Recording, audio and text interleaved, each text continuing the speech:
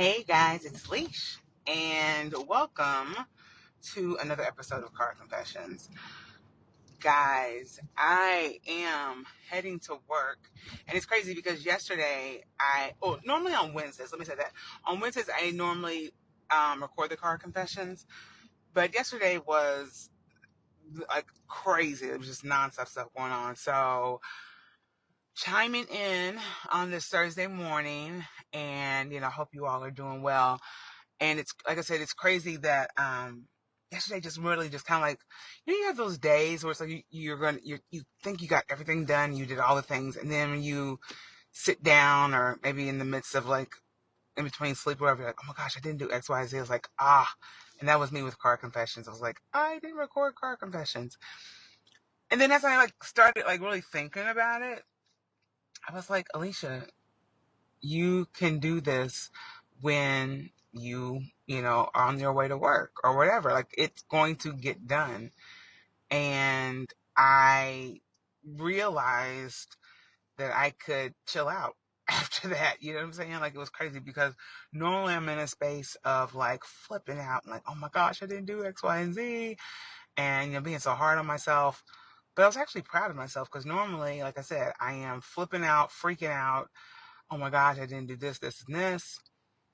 And another thing I had to remind myself about is like me doing Car Confessions and, talking to y'all as I'm driving to God knows where. It's really like a labor of love. It's something I love to do. It's fun.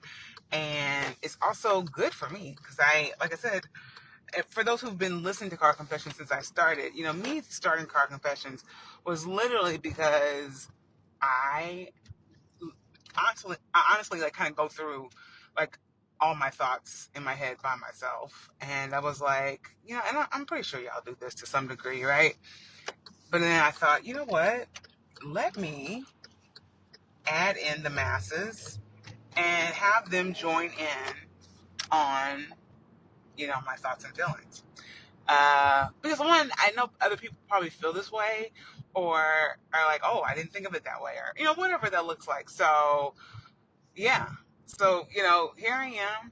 And y'all, thank you for just being so patient with me and understanding that life is always life. And so, yeah, I'm heading to work.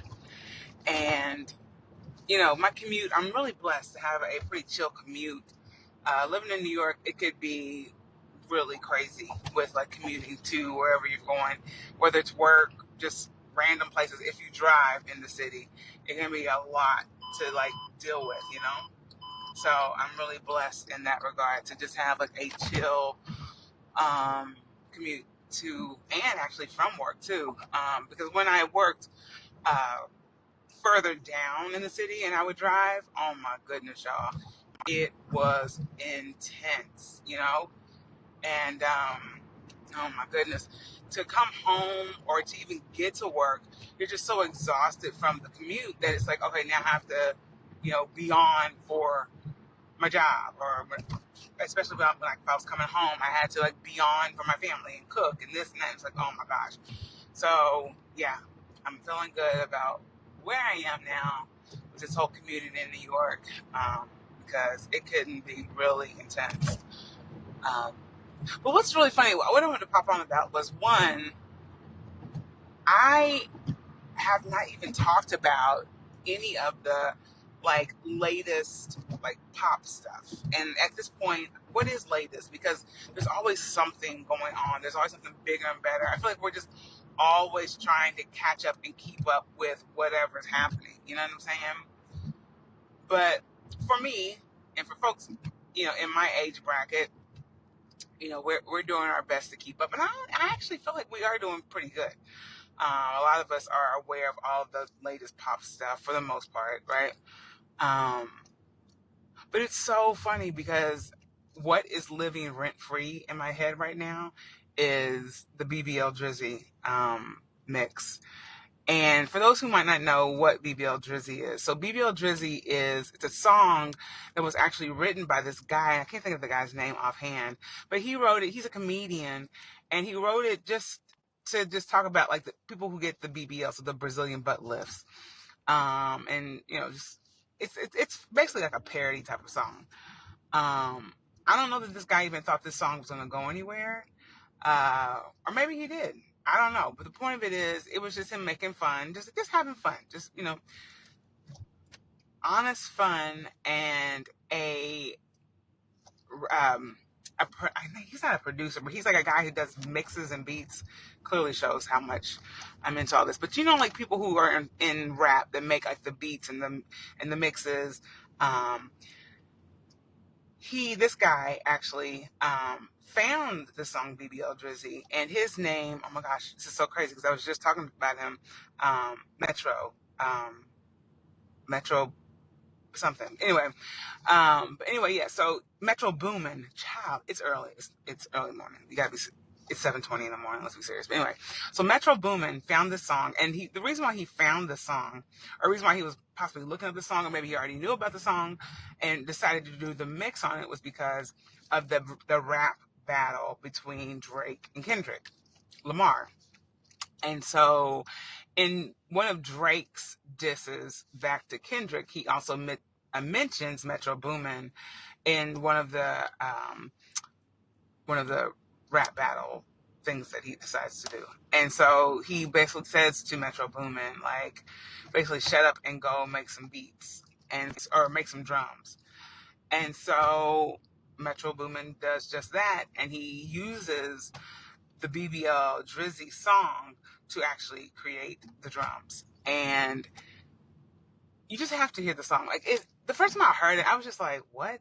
And then when the drums did come in, I was like, oh, this is a nice little beat. But now it is just nonstop. BBL Drizzy everywhere. I mean, I wake up singing BBL Drizzy. I'm at work singing BBL Drizzy.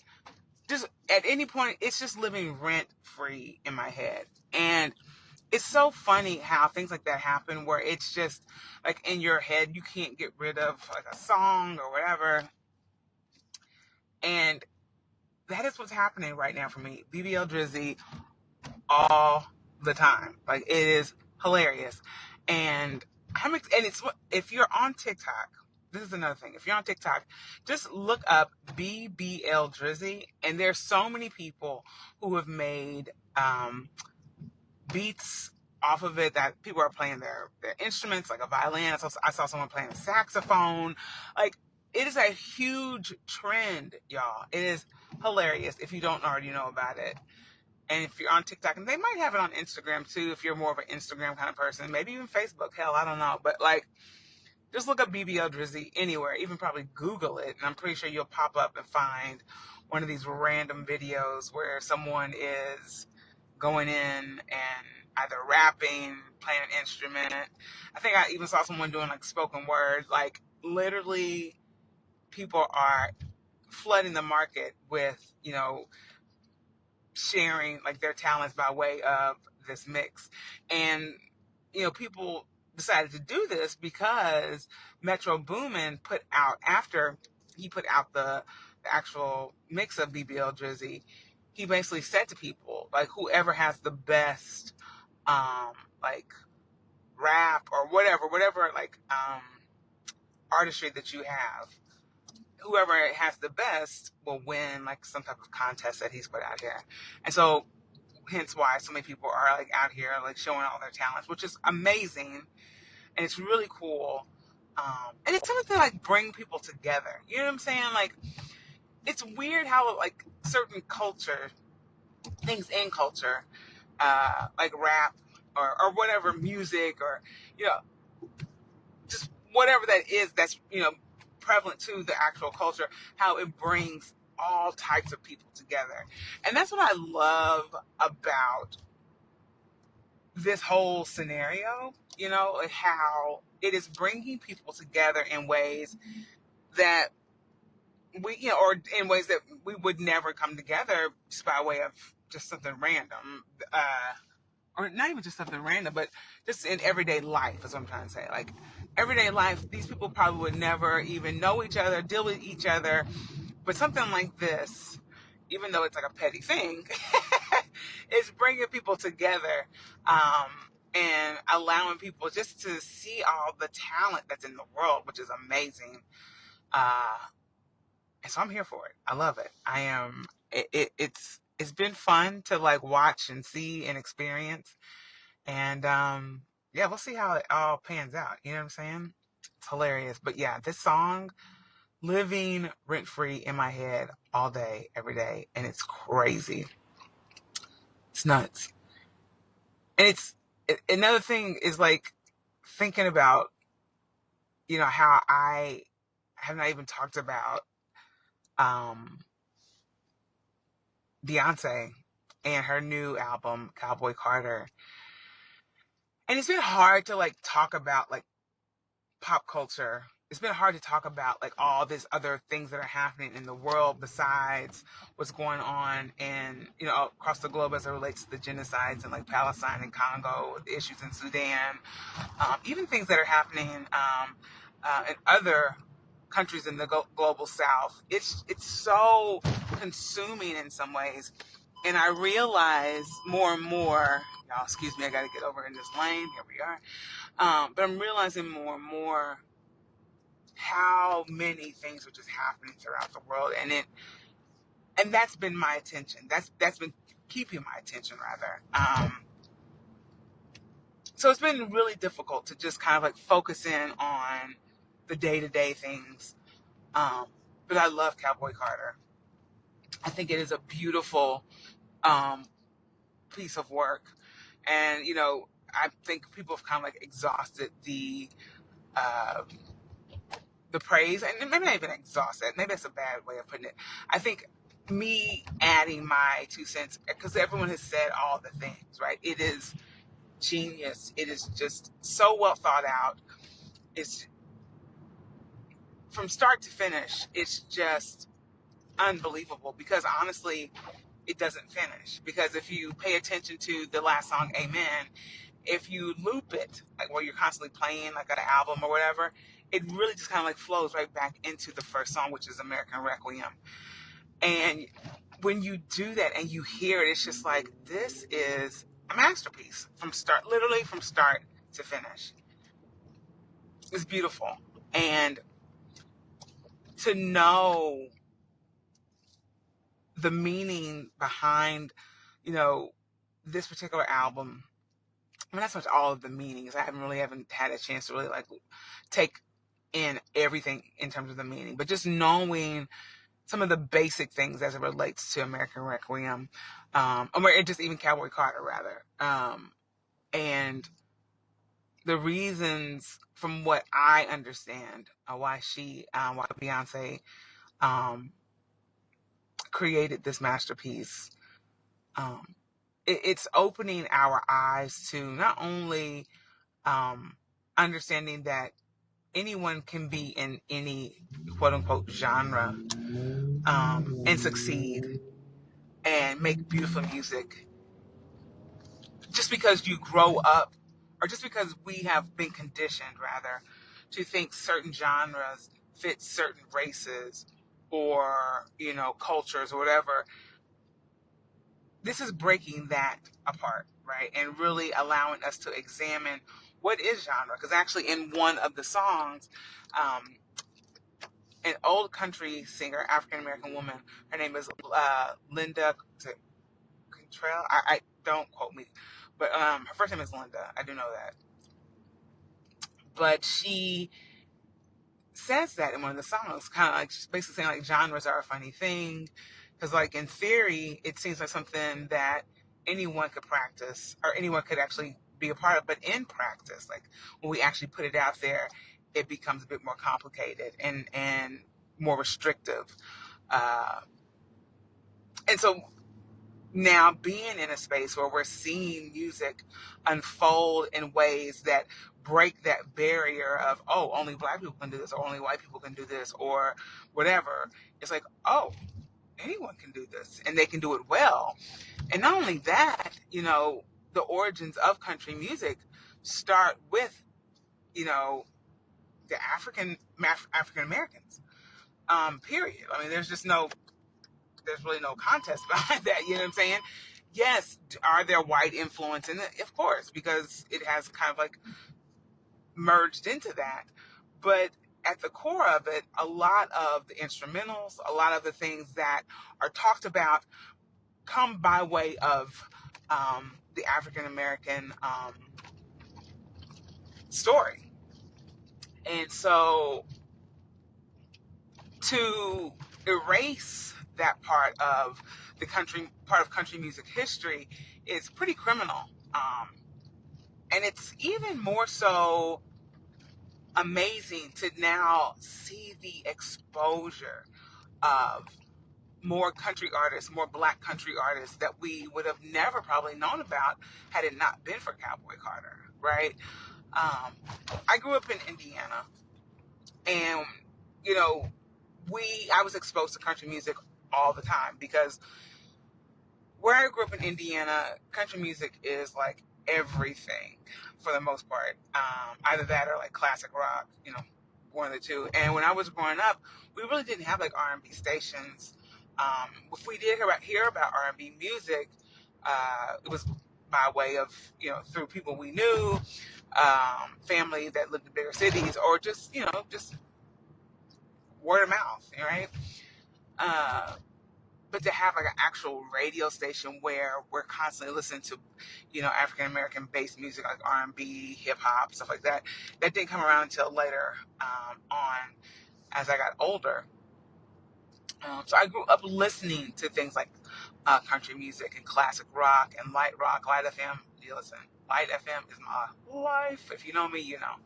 I live for Light FM. And so, you know, that is my origin.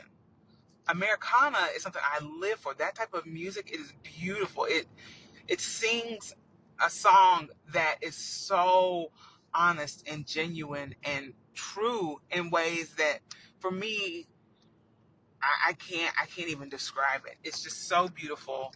It's so honest, and I love that type of music.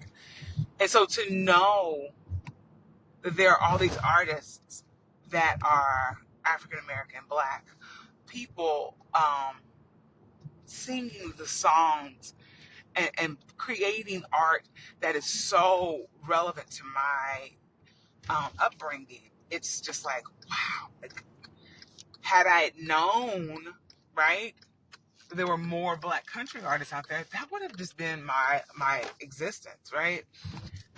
That sound is just so familiar to me, and it's comforting. It just reminds me of home. Um, so it's refreshing. It's refreshing to know that growing up, I was made fun of because I would listen to like the Indigo Girls, or I would listen to Ani DeFranco, like alternative types of music that most Black people wouldn't listen to when I was growing up. And so I was always seeing like the outsider kind of kid. Um, so it's just so beautiful to just know that we are shifting in that way and realizing that anybody can enjoy any type of music, and it's okay to do that. It's okay to enjoy it. It's not okay to like, colonize on it, or, monopolize and just, kind of like erase uh, people from those spaces, but to enjoy and to acknowledge and to celebrate. I'm here for it.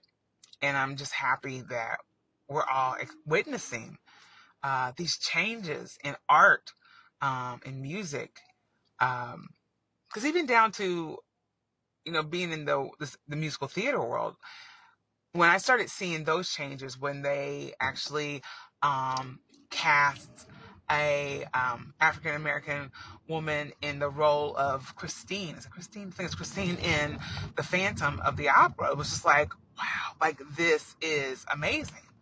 Uh, because if you know the Phantom, if you know Phantom of the Opera, it's always been traditionally majority white people in the show, particularly the leads of the show. And so to experience that, and even I believe the Phantom was actually African American at one point. Don't quote me, but I'm pretty sure that's the case. I'm just so far removed from musical theater at this point in my life, but I believe so. And so it's like to see all these different changes and shifts. It's a slow process, but it's happening. It's beautiful. And I'm excited for all these changes. I'm excited for just the way we're coming together as humans, even though there's so much tragedy happening in the world and there's so many evil people and so much darkness.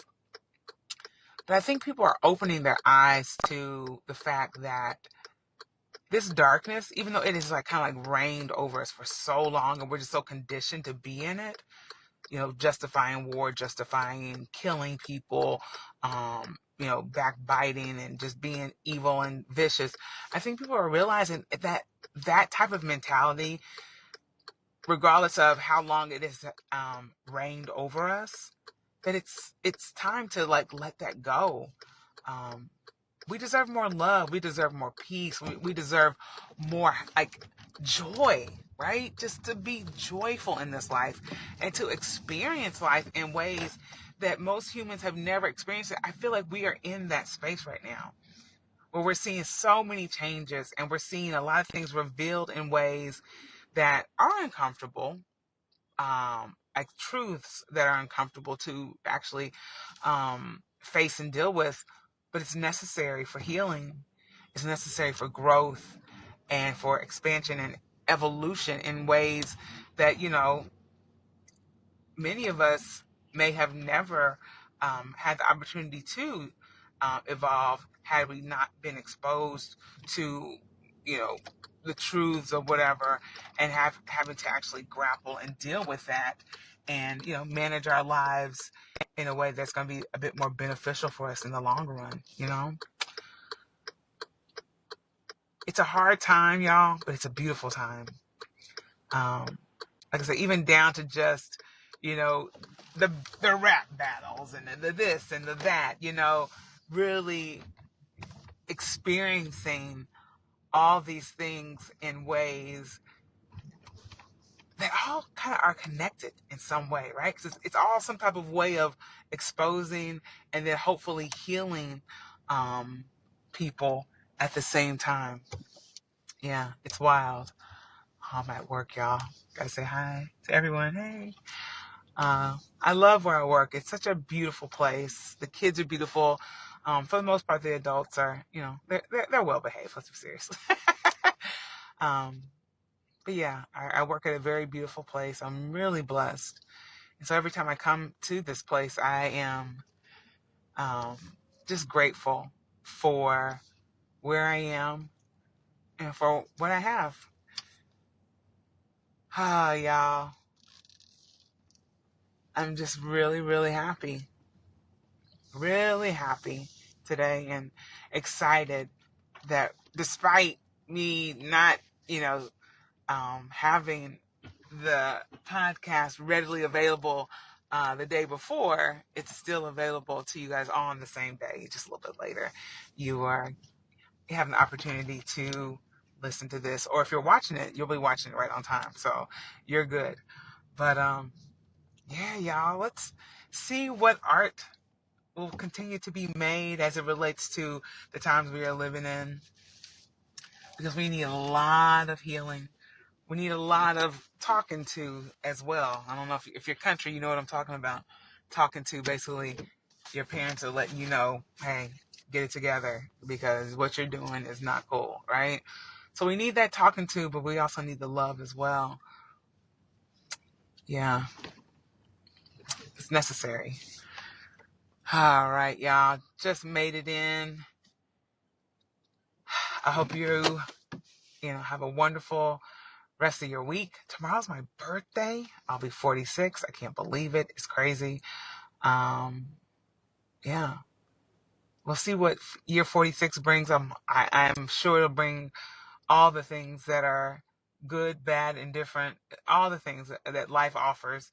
But I still feel there's blessings that will be pouring out for me at the same time.